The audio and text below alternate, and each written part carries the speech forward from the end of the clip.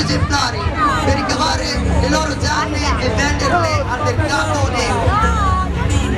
Viareggio, Piazza Manzini, Carnevale di Viareggio, fermiamo questa ingiustizia! È bello quello delle bande. Ciao zio, tutto buono?